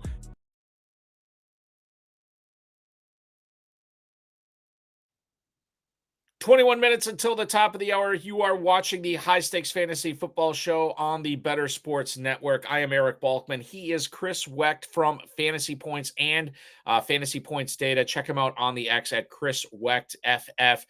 So excited to have so many people chiming in with their thoughts on the playoffs as we get ready for the Divisional Challenge. And there's no NFL Divisional Challenge weekend that's complete without entering the FFPC Playoff Challenge 2. $100,000 grand prize is up for grabs at a $200 entry fee. Remember, these are 8-player lineups that you are forming. There is no draft. There is no salary cap. There is just formulating your lineups, which only takes minutes. The one slant, 1 player per team. Can't load up on Lions or load up on Chiefs or anything like that. You have to pick 1 player from each of the 8 teams that are left to form an FFPC slim lineup: quarterback, 2 running backs, 2 receivers, a tight end, and 2 flexes. Join now at myffpc.com, myffpc.com. To lead things off in this segment, before Chris, we get to your lineup, before we get to mine, let's talk about Tom Smith's lineup that he has formulated for this competition. So right now he has Jared Goff in as his quarterback. He is rocking a 4 running back lineup here with Derrick Henry, Saquon Barkley, James Cook, and Kyren Williams. And then his receivers will be Nico Collins, Terry McLaurin, and Xavier Worthy. Are we missing? I think we're missing a tight end here, Tom, now that I look at it. Unless the Jay Cook is Jared Cook, who I believe is out of the league. I think we're missing a tight end there. Otherwise, I mean, other than that, it looks awesome. Where do you stand? And Chris, I know you did the big advice article for Fantasy Points in your research. I looked at the previous winners, went back 3 or 4 years in this.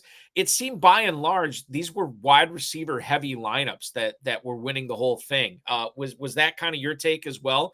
I normally think that in a small 4-week thing, you're better off loading up on running backs. But a lot of receiver dominated teams have won this in the past. Won the 500,000 in the past. Yeah, I'm trying to look up the exact number, but yeah, it was pretty rare for these running back heavy teams to go super far in this thing. I think that was just the nature of the field or the teams in the playoffs. This year is pretty unique in the type of running backs that we have in the playoffs between Henry, Barkley, Mixon, Kyren, Gibbs, James Cook. Like these are all like very good running backs. Yeah, here we go. So top 150 teams in that tournament, only about 30% of them have at least 4 running backs. Oh, wow. So most of them are playing 2 or 3. Yeah, interesting. Yeah, so very rare. 5 of them, only 5% of those teams had 5 running backs or more. So, but I think this is a different year. I said that in the article. Like I think this was a year that you could play 3, 4, probably not 5, but you could get up to 4 running backs on your teams. And I think that kind of carries over to this tournament as well. I'm totally fine with this lineup. I would probably like it because you're playing Goff. You really don't have to get too crazy everywhere. You've got Goff, you've got Kyren, so you're also fading Puka there. Turn that Xavier Worthy into a Travis Kelce, and I think you're good to go here. Did we talk about David Montgomery's viability? I mean, is he off the table for you as far as a Lion goes? He's off the table for me. Like, how much is he even going to be played? Like, if he somehow is the right guy, it's going to be so low owned that it probably doesn't hurt you. Okay. I think anybody else will have him. The Lions just have like between Gibbs, Amon-Ra, Goff, Laporta. Like I'd rather, if I'm divvying up my Lions shares, I'd rather get to one of those guys. If we're looking at viable running backs in this competition with the 8 teams that are left, based on our conversations in the previous segment, Chris, Joe Mixon, Jahmyr Gibbs, Kyren Williams, Saquon Barkley, Derrick Henry, and James Cook. So you basically have, what is that, 6 to choose from, I think? The only teams that we're not looking at running backs are the Commanders and Chiefs, right? Yep, that's it. That's got to be pretty rare that we have that Yeah. many running back options. Sam Robinson, by the way, chiming in on YouTube, are the FFPC playoffs still tight end premium? There has never, and I mean never, been a league in the FFPC that has not been tight end premium. So yes, the postseason contest that we have here at the FFPC still tight end premium as well. Going forward here with my lineup, and I want to get your thoughts on this, Chris. I'm going to do backfield and then I'll do pass catchers.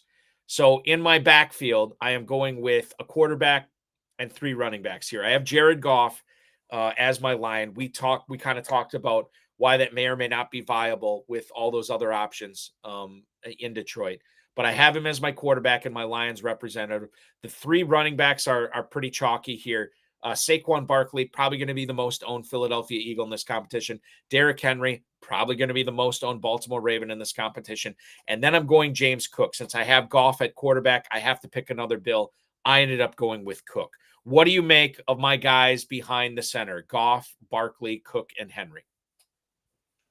I think it's viable. I might consider moving off Barkley in a Jared Goff lineup because you're basically saying that the Eagles don't go to the Super Bowl if you're playing Jared Goff. And you've got another running back in your team already. But other than that, I think everything else is totally viable. And then in that case, then I would shift probably to a 2 running back attack with Henry and Cook, and then I add on. Well, I have a 2 tight end attack here as well. So let me do the remainder of the team here. Wide receivers, I'm going with 2 of them: Terry McLaurin, Puka Nacua. Again, McLaurin probably going to be the most owned Commander. Nacua definitely going to be the most owned Ram. And then for my tight ends, I'm going with Travis Kelce, and I am pivoting to Dalton Schultz. I don't want to go crazy with a bunch of leverage plays here, but Schultz is my pivot off of Mixon. He's my pivot off of Collins here.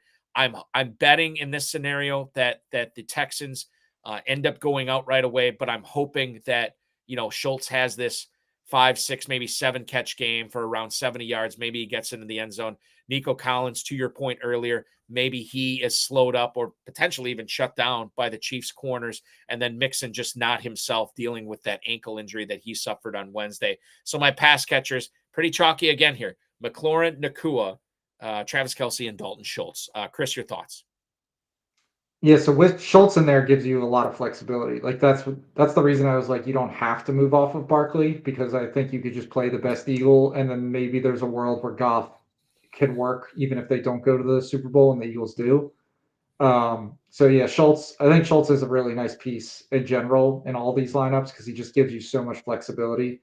And then if you're playing Goff and Schultz, yeah, play the best plays everywhere. Play McLaurin, play Puka, play Travis Kelce. I think that all works totally fine.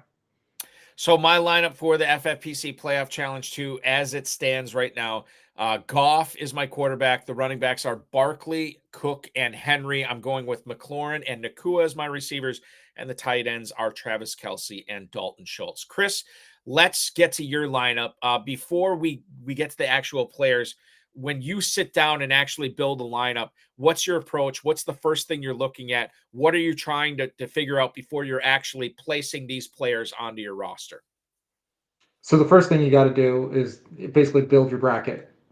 How do you see the games going? Decide who you have in the Super Bowl, who's losing to who. And then from that point, you're kind of like, then you just open up your mind to how that happens. If I have the Lions and the Chiefs in the Super Bowl, what does that mean happens on the Bills and Ravens? And what does that mean for the Eagles?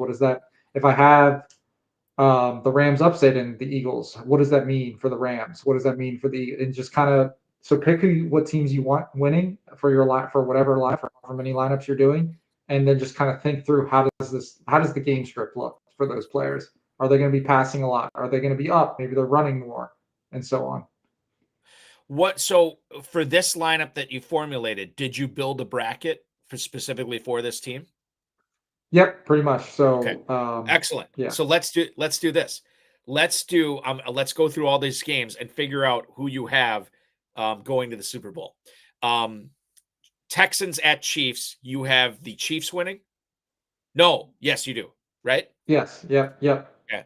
All right, and then the Saturday evening game, Commanders at Lions. Yeah, Lions, Lions, okay. Rams at Eagles, Eagles. and then Ravens at Bills. This is the toss-up one, but right now I've got Bills. So that is all. I believe that's all the home teams you picked, right? Yeah. Yes, I did pick Yeah. all Okay. them. So that means in the conference championships, who is winning when the Bills visit the Chiefs? I got the Bills right now. Okay. And then who is winning when the Eagles go to Detroit? So I am an Eagles fan, so this hurts my heart, but I think it's the Lions. Well, it hurts your heart, but it's making a lot of America happy because you have a Bills-Lions Super Bowl, something that I think would be a lot of fun. We're getting a first-time champ in that case. It doesn't really matter for the playoff challenge, but who wins that game? I think Josh Allen finally gets it done. I think this is his year. So you have a Bills over Lions in the Super Bowl, which would explain why you have Josh Allen in at quarterback. Probably going to be the league MVP. In this case, he probably would be the Super Bowl MVP. It goes without saying, if you are building a lineup based on the Bills getting to the Super Bowl, you almost have to have Josh Allen in there, don't you? Yeah, and I kind of talked through earlier how I think you have some outs in them losing one game or him not making it to the Super Bowl. I mean, one game is a little thin, but I think he's still there. But 2 games, I think he's still pretty viable. And then obviously, if he's in the Super Bowl, you're probably going to need Josh Allen. Your running backs, looks like you're rocking 2 of them here. You're going with Joe Mixon for Houston, and then obviously Jahmyr Gibbs for the Lions. You said how excited you were about Gibbs. You said how are you projecting him to be the most owned player in this contest, or is that did I miss? Okay, so but the most owned Lion, right? Yes, I think so. I think it'll be closer than it was in the first tournament between him and Amon-Ra, but I still think he'll be the most popular Lion. In the playoff challenge number 1, or AKA the world famous playoff challenge, Gibbs was owned in just over 50%, Amon-Ra St. Brown 36%. You think that gets closer to, maybe 45, 40 or somewhere around there? Yeah, something like that. Yeah. Okay. And then Mixon was your Houston player. You had the Chiefs winning that game. You could have gone Collins. You could have gone Schultz. You went Mixon here. And I think you made this point earlier. Game script doesn't really necessarily matter to him because whether they're running, whether they're throwing, Mixon's going to be involved. Yeah, so that was my thought process when I first built this lineup early in the day. Kind of talking through the injury stuff does kind of want me to make this pivot and switch him and I'll be looking to see what the injury stuff kind of leads up to before kickoff, but kind of makes me want to switch it to like Kyron Williams and then put Nico in. But I'm gonna keep an eye on the news there, but I really do think Mixon's totally viable in a loss though, just because he's gonna be out there and they throw it to him. The receivers here, 3 of them. Puka Nacua, no surprise for the Rams. A.J. Brown for the Eagles, and then Terry McLaurin is going to be your Commanders representative. I get McLaurin, I get Nacua. They're going to be 2 of the most owned, players on their teams. We talked about this earlier between A.J. Brown and Devontae Smith, and you said Smith, but here you picked Brown. What's your thought process on why A.J. Brown made the most sense for you on this specific squad? So I think I just have enough differentiating points because A.J. Brown's also one, but not as much one of Devontae Smith. I think Mixon's going to be different enough. I think we'll get to him on it. We haven't mentioned my other big differentiating point yet, but I just don't know if I quite need it. And in a world where I do have the Eagles and Lions playing each other in the NFC Championship game, I couldn't quite pull myself off of taking A.J. Brown off that team. And then if they did make the Super Bowl, I wouldn't be dead because I think, A.J. Brown's probably fully healed by that Super Bowl game, and Gibbs could still be fine even if the Lions did lose there. What was the other differentiating point you said we didn't discuss? I have 2 tight ends, and one of them is Mark Andrews. Yeah. So you got Mark Andrews. Yeah, Kelsey and Mark Andrews here are the 2 tight ends. the thing is, when you have two tight ends, you could have chosen Derrick Henry for Baltimore if you really wanted. But the pivot to Andrews, was this just a case of wanting to be different here? That, and I've also got the Ravens losing in this game. So I So it's a didn't one want game. Henry. I Yeah. didn't want Lamar, and if they're down, they're probably throwing the ball. And I think this is a good matchup for Andrews. He's done it for so long. He got much better as the season went along. I wouldn't hate if somebody wanted to like take this lineup and throw Isaiah Likely in it. I think that's fine too. But yeah, I'm betting on the guy that we've seen have huge ceilings in the past. So Chris Wecht from Fantasy Points, your playoff challenge 2 lineup is as follows. Josh Allen at quarterback, Joe Mixon, Jahmyr Gibbs are the running backs. The receivers are Puka Nacua, AJ Brown, and Terry McLaurin, and then Mark Andrews and Travis Kelce at tight end. Let me throw this at you because I think this is an interesting thing to talk about. Who are some of the players in this competition that you would only play if you had multiple teams, but yet are still not too crazy to have on your rosters, right? You think about some of these pivot plays for Baltimore, for instance, Rashad Bateman, for Kansas City, Xavier Worthy, for the Rams, Tyler Higbee. Who are some of the players that are not too crazy yet are going to be some of the lower owned players in this competition that still give you a chance at that 6-figure grand prize? Yeah, I think all the ones you mentioned already. Isaiah Likely, I've brought him up a few times. Yeah. I think Hollywood Brown falls into that bucket as well. It'll be interesting to see how popular like Sam Laporta is, because he feels like everybody's like clear like third or fourth option that they want to play from the Lions, but he's certainly not crazy to play. I think we've got Puka, Higbee. No one else from Kansas City. Washington, I think it's really just Terry and Ertz. Yeah, so I think that's everybody. I'm not taking any shots on any of the other for me, it's from the Bills. It's Josh Allen and James Cook. It's so hard to get those receivers right now. We didn't bring them up before when we were talking about the Commanders, but with a 55.5 point total, knowing that there's going to be a lot of throwing in this game, Austin Eckler, does he not cross that line? Is he too crazy for this competition? I mean, if you're projecting a Commander's loss and Eckler catches like 7 balls, I mean, you could tell yourself a story, I guess. Yeah, he's probably not too crazy. I mean, he's definitely the receiving back, and if they get down quick in this one, I don't see how he's not out there most of the time. The problem comes that like Jayden Daniels is much more likely to take off and scramble than he is to check down to Eckler. But it's if I had 20 something lineups, yeah, sure. I don't think Eckler's a problem. 10 or less, I'm probably doing something else. If you want to submit 20 or so, 10 or so, or even just one over at myffpc.com, it's the playoff challenge 2. That's where you can register. Again, Chris and I built these teams in minutes today. Myffpc.com. If you want to join, enter these lineups or enter your own, feel free to do so. It might end up being a $100,000 payday. There's still a chance for you to win 6 figures. And I will say this too, we are behind last year's pace. Neither one of these contests is probably going to reach sellout. I said in the FFPC email that I sent out earlier today, we don't like using the word overlay. We hate the word overlay, yet we could see some overlay in this competition. So get in while the getting's good right now. $35 gets you eligible for 25 grand. $200 gets you eligible for $100,000. Myffpc.com is where to go for that. Chris, we just have a little bit of an extra minute or two here. I know you crunch all the numbers. You're making all these great projections for Fantasy Points over there, doing excellent work. The 2024 season as a whole, 1 or 2 takeaways from this season that stood out to you that you will be applying to 2025? I know it's a difficult question to answer because each season is so unique, but the things that you took away from this season, stuff that you didn't see coming, stuff that when you look back at this season, stuff that happened that you really thought there was no possibility of it at the start of the season, or as a projections guy, I guess you have to allow for the possibility of everything. Yeah, one thing that comes to mind is don't underestimate just like how much volume rookie or like year 2 receivers can get in certain offenses. So I was pretty low on Malik Neighbors coming into the year, not because I didn't like Malik Neighbors, as the player. I just thought Daniel Jones and the Giants offense wasn't going to be very good.